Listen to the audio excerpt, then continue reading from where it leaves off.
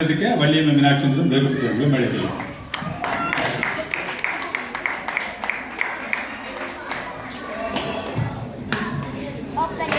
கேக்குதா பேசுறது? நல்லா கேக்குது. ஆனால் அவரளவு கற்று உங்களால் பேச முடியுமான்னு எனக்கு தெரியல. பார்ப்போம். அவங்க 8 பக்கம், நான் 2 பக்கம் தான். 8 பக்கத்தோடலாம் ஈக்குவல் பண்ணிட முடியாது நம்மளால. அண்ணன் 8 பக்கம் வச்சுக்கிட்டே கேள்வி ஞானம் ஓடிட்டாங்க. அந்த பேப்பர்ல என்ன வச்சிருந்தாங்கன்னு தெரியல, எல்லாமே கேள்வி ஞானம்னு சொல்லிட்டாங்க. நாம் உண்ணும் உணவு நமக்கானதா என்று தெரியாது, ஆனால் நாம் வீணாக்கும் ஒவ்வொரு உணவும் அடுத்தவருக்கானது என்பதை நாம் மறக்க வேண்டாம். நமது பிறப்பிலிருந்து இறப்பு வரை நமக்கும் உணவுக்கும் இடையே ஒரு உன்னதமான பந்தம் இருக்கிறது. அந்த உறவிற்கு நாம் மதிப்பளிப்போம். உணவை பசித்தவரோடு பகிர்ந்து உண்ணுவோம். அதனை மண்ணில் வீழாது காப்போம். இதை ஏன் சொல்றேன்னா, உணவை பத்தின சப்ஜெக்ட் எடுத்திருக்கிறதுனால இதை சொல்லணும்னு நினைச்சு சொல்றேன். அடுத்ததா அவையில் இருக்கும் அனைவருக்கும், நடுவர் அவர்களுக்கும் என்னுடைய வணக்கங்கள். என்னோட எதிரணியில ஆட்சியின் சமையலே சிறந்தது என்று பேசி தங்களின் அடுத்த வேளை சாப்பாட்டுக்கு எந்த பிரச்சனையும் இல்லை என்று உற்சாகமாக அமர்ந்திருக்கும் அண்ணன்களே, உங்களுக்கு எந்த கவலையும் வேண்டாம். எங்கள் ஹோட்டல்கள் இருக்கிறது, உணவகங்கள் இருக்கிறது. அடுத்த முறையினும் கிடைத்த வாய்ப்பில் உண்மையை பேசுங்கள். தயவு செய்து உண்மையை உடைத்து பேசுங்கள். அண்ணன் சொல்ல மாதிரி தலைப்பை ஏன் நீங்க தலைப்பை மாத்தி புரிஞ்சுட்டு சொல்றீங்கன்னு சொன்னாங்க. அதே தான் நானும் சொல்றேன். அப்ப ஏன் வீட்டு சமையல்னு கொடுக்கல, ஏன் ஆட்சி சமையல்னு கொடுக்குறாங்க? தலைப்பை கொடுக்கும் போதே வீட்டு சமையல்னு கொடுத்துருக்கலாம்ல. ஏன்னா எல்லாருக்குமே அப்பட்டமா தெரியும், வீட்டில் சமைக்கிறது பெரும்பாலும் ஆட்சிகள் தானே. அதனால தான் ஆட்சி சமையல்னு தலைப்பை கொடுத்துருக்காங்க. அப்ப நாங்க ஆட்சி சமையல்னு வச்சே தான் அதை பேசுவோம். அதாவது பெண்கள் வெசஸ் அப்படின்ற மாதிரி தான் பேசுவோம் தலைப்பை. இன்னொன்று, அண்ணன் கோவிட் டைம் பற்றி சொன்னாங்க. அந்த கோவிட் டைமில் வீட்டில் சாப்பிட்ட கொடுமையை பற்றி ஆண்களுக்கு தான் தெரியும். அவ்வளோ பெரிய கோவிட் வந்துட்டு போன பிறகும், அவ்வளோ பயம் முடுத்தின பிறகும் இன்னைக்கு ஏன் எல்லாரும் ஹோட்டல் போகிறோம் திரும்பவும்? அப்போ அதோட அவசியம் போயிடுச்சு இல்லை? அப்போ அதோட பயமும் போயிடுச்சு. அப்போ ஹோட்டலோட அவசியம் என்ன இருக்குன்னு தானே அர்த்தம். அப்புறம் நல்லா பணியாரம் செட்டிநாடு பலகாரத்தை பூரா நல்லா விற்றாங்க அண்ணன், விளம்பரப்படுத்தி.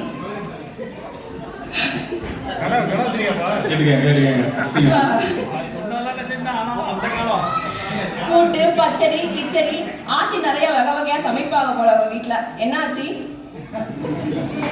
ஆச்சி சமைக்கிறாங்களா அண்ணன் சமைக்கிறாங்களான்னு தெரியல. அண்ணன் சொல்றத பார்த்தா வீட்டு சமையல்னா 2 பேரும் சேர்ந்து செய்யறாங்கன்னு தானே சொல்றாங்க. அப்ப அண்ணன் தான் சமைக்கிறாங்க போல இருக்கு. யாரு சாப்பிடுறதுன்னு அவர் கேட்கிறாரு. அதை சாப்பிடுறதுனாலதான் அண்ணன் கேள்வி ஞானம் சொல்றாங்களான்னு எனக்கு தெரியல. இந்த பொறப்பு தான் நல்லா ருசிச்சு சாப்பிட கிடைச்சது. அத நினைச்சுதான் மனோ ஹோட்டல் தேடி பறக்குது. ஹோட்டல் உணவிலே பல வகை இருக்குது. நாவின் சுவை நரம்பினை சுண்டி எடுக்குது. பொறப்பு தான், இந்த பொறப்பு தான் நல்லா ருசிச்சு சாப்பிட கிடைச்சது. நாம சாப்பிடுறது உயிரோட வாழ்றதுக்காக மட்டும் இல்லைங்க, உயிர்ப்போட வாழ்றதுக்கு. அப்படி உணவுல உள்ள அந்த உயிர்ப்பு எதுல இருக்கு? அதோட சுவையில. அப்படிப்பட்ட சுவை ஆட்சி சமையல்ல இருக்கா இல்ல அண்ணாச்சி சமையல்ல இருக்கா அப்படிங்கறதான தலைப்பு. எனக்கு என்னவோ அப்படித்தான் தோணுது. ஏன்னா அண்ணாச்சி சமையல் நான் சொல்றது ஹோட்டல தான். அன்னைக்கும் சரி இன்னைக்கும் சரி பெரும்பாலும் ஹோட்டல்ல சமைக்கிறவங்க, எல்லா நாட்டிலையும் எல்லா ஊர்லயும் பெரும்பாலும் ஹோட்டல்ல சமைக்கிறவங்க ஆண்கள் தான். ஆண்களை அடுப்படியின் அண்ணாச்சிகளாகவும் அஞ்சரை பெட்டியின் ஆசான்களாகவும் மாற்றியது நம் உணவகங்கள். இதை யாரும் மறுக்க முடியுமா? ஆண்களை அடுப்படியின் அண்ணாச்சிகளாகவும் அஞ்சரை பெட்டியின் ஆசான்களாகவும் மாற்றியது உணவகங்களை. நாம எந்த ஊருக்கு சுத்தி பார்க்க போனாலும் அங்க உள்ள ஃபேமஸ் பிளேஸ் எல்லாம் பார்த்துட்டு ஃபேமஸ் ஃபுட்டையும் சாப்பிடுவோமா இல்லையா? அப்படிப்பட்ட ஊர்களோட சிறப்பான உணவை நமக்கு சுவையா கொடுக்கறது உணவகம் தானே. ஒவ்வொரு ஊருக்கும் ஒவ்வொரு நாட்டுக்கும் ஒரு சிறப்பான உணவு இருக்குங்க. இட்டாலிக்கு பீஸா, டர்க்கிஷுக்கு கபாப், அமெரிக்காவில் பர்கர், சைனாவில் நூடுல்ஸ், நம்ம மிடில் ஈஸ்ட்ல ஃபிலாஃபில், இந்தியாவுக்கு பானிபூரி, வடாபாவு, சமோசா, பிரியாணின்னு ஒரு லிஸ்டே இருக்கு. இன்னும் நம்ம தமிழ்நாட்டை எடுத்துக்கிட்டீங்கன்னா மதுரைக்கு ஜிகிருதண்டா, திருநெல்வேலிக்கு அல்வா, கும்பகோணத்துக்கு டிகிரி காஃபி, திண்டுக்கலுக்கு பிரியாணி, சாத்தூர் காராசேவு, கோவில்பட்டி கடலை மிட்டாய், மணப்பாறை முறுக்கு, ஸ்ரீவல்லிபுத்தூர் பால்கோவா, கோயம்புத்தூர் கோகோனட் பண்ணு, பழனிக்கு பஞ்சாமிர்தம், காஞ்சிபுரத்துக்கு இட்லி, சென்னை மெரினா பீச்ல சுண்டல்னு சொல்லிக்கிட்டே போனாங்க. இதெல்லாம் நமக்கு சுவையா எங்க கிடைக்குது? ஹோட்டல்னால தானே. சொல்ற லிஸ்ட்லாம் நீங்க பாத்துருக்கீங்களா, சாப்பிட்டுருக்கீங்களா கேக்குறாங்க உங்களுக்கு. என்ன கேள்வி ஞானம்? கேள்வி ஞானம்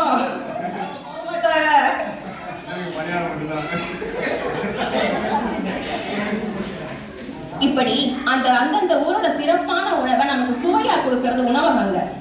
எந்த வேலையை செஞ்சாலும் நம்ம மனமும் உடலும் ஒன்றி செஞ்சாதான் அது சிறப்பா வரும். சமையலுக்கு அது ரொம்ப ரொம்ப முக்கியம். 4 பேருக்கு வீட்டில் நம்ம சமைக்கும் போதே உப்பு கூடி போச்சு, இன்னைக்கு காரம் கம்மியா போச்சுன்னு சொல்றோம். ஆனா 40 பேருக்கு பண்ணாலும் 400 பேருக்கு பண்ணாலும் சுவை குறையாம கொடுக்கறது நம்ம உணவகங்க. குறைஞ்சா நம்ம பணம் கொடுப்போமா? அவ்வளவு ஏன், வீட்டுல எல்லாருக்கும் பிடிச்சதை பார்த்து பார்த்து செஞ்சு கொடுக்குற நம்ம ஆட்சிகளுக்கு அலுப்பு ஏற்படும் போது அவங்களுக்கு பிடிச்ச உணவை சுவையா சாப்பிடுறது ஹோட்டல்ல தானே. அதையும் நம்ம மறக்க முடியுமா? இன்னைக்கு எத்தனை ஃபேமிலி இங்க வீக்கெண்ட்ல ஹோட்டல் போகாம இருக்கீங்க? வீக்கெண்ட்ல ஹோட்டல் போகாம எத்தனை பேர் நம்ம இங்க இருக்கோம்? இல்லைன்னா அடுத்த 5 நாளைக்கு சாப்பாடு கிடைக்காதுல்ல, போய் தானே ஆகணும். ரெஃப்ரெஷ்மெண்ட் எங்களுக்கும் வேணும்ல. அடுப்படி என்ன நம்ம பேர்ல பட்டா போட்டு எழுதியா கொடுத்துருக்கு? அது போல இன்னொரு விஷயம் சொல்றேன். அந்த காலத்துல கணவன் மனைவிக்கு இடையே ஒரு மூடலை உணவு தீர்த்து வச்சுச்சான். கணவன் மனைவிக்கு இடையே ஒரு மூடலை உணவு தீர்த்து வச்சுச்சான். ஆனா இந்த நவீன காலத்துல கணவன் மனைவிக்கு இடையே ஒரு மூடலை உணவகம் தீர்த்து வைக்குதுன்னு நான் சொல்றேன். எப்படின்னா, அந்த அப்பெல்லாம் சண்டை வரும்போது மனைவி கணவனுக்கு பிடிச்ச ஃபுட்டை சமைச்சு கொடுத்து சமாதானப்படுத்துவாங்களாம். ஆனா இன்னைக்கு சண்டை ஆரம்பிக்கும் போதே, உனக்கு மூடு இல்லையாமா, நீ சமைக்கவே வேண்டாம், ஹோட்டலுக்கு போயிடலாம், வரக்கூட வேண்டாம், போன்ல ஆர்டர் பண்ணியாவது வாங்கி கொடுத்துட்றேம்மா, பேச மட்டும் பேசிடாத அப்படின்னு சொல்லி கணவன் அப்பவே சமாதானப்படுத்திடுறாங்க.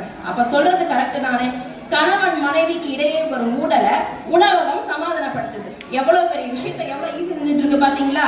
இந்த உணவகத்தை நம்ம வேணாம்னு சொல்லிக்கிட்டு இருக்கோம். ஹோட்டல்ல நம்ம சூடா சாப்பிடுறோம், சுவையா சாப்பிடுறோம். அப்ப வீட்டுல சூடா சாப்பிடலையா என்ன?